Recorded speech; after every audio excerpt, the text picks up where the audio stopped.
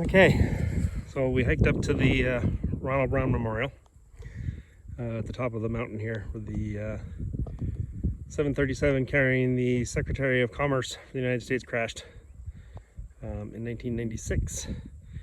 And there is Mlini and Kupari, and then in the background where that island is Dubrovnik. You can kind of see the walls there. And then there's some more mountains, and then just over that mountain there in the foreground is Bosnia-Herzegovina.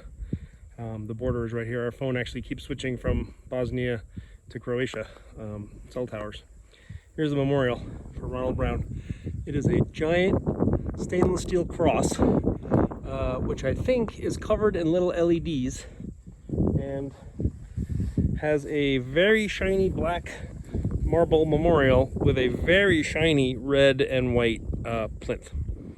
I don't want to say it's garish, but it's appropriate for the area, I would say. I think it's covered in little LED lights. It's very weird. Or little tiny cameras, I'm not sure. But there's Bosnia in the background. There's the airport, Dubrovnik Airport, which was built by the Yugoslavian government after World War II for military purposes. And is now how you fly into Croatia on the south side. There's the Adriatic Sea. Italy's out there somewhere. Yeah, kind of rainy today. Drizzly, a little windy up here. We had biblical rain yesterday. I think 2.5 inches of rain fell just yesterday afternoon. It was very impressive. So we didn't do any filming yesterday. I should have filmed some of the flooding, but we didn't. Tabitha only made it part way up because she had a bad oyster last night, and she didn't have the energy to make it all the way. So I guess I'll head down and make sure she's okay. This is the trail that I came up. You can see it just kind of goes down into the valley there. And down the valley there's another little dirt road track that heads off into Bosnia. I don't believe that there's a border crossing. We could probably walk over there if we wanted. It's maybe 1 kilometer, maybe 2 kilometers away. Less than a mile, right around a mile. But I gotta make my way down, and it's lots of loose rocks. And this is where the plane crashed. This is right on this side of the hill. It was an Air Force 737. And apparently it made quite the explosion. And as I was coming up the trail just now, I did find this kind of odd piece of fiberglass that looks a little charred and burned. It's been 25 years since the plane crashed, but I went on a tour of Kupari this morning with a guide, and he said that he was up here about 6 or 7 years ago, and he found a bunch of American coins that were all charred also on the side of the trail. So I bet you this is a piece of an Air Force 737. I'm not going to keep it, I'm just going to put it back on the trail.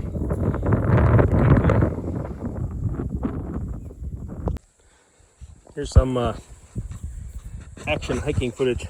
If Tabitha knew I was doing this, she'd probably kill me, because I really shouldn't be holding and looking at a camera while walking down loose rocks on a cliff face in the middle of nowhere. There's nobody up here. We're the only ones. As you can see, the trail is fairly interesting. Maybe you can't see. I can see it. I have these stainless steel trail markers. Occasionally, sometimes the trail is not well defined, but they have these little stainless steel arrow pointers. That tells where to go. Tabitha's down there somewhere. That's where we came up. I'll go find her. Definitely some odd stuff on the side of the trail as I'm walking down. Here's some pieces of aluminum. I keep finding chunks of aluminum.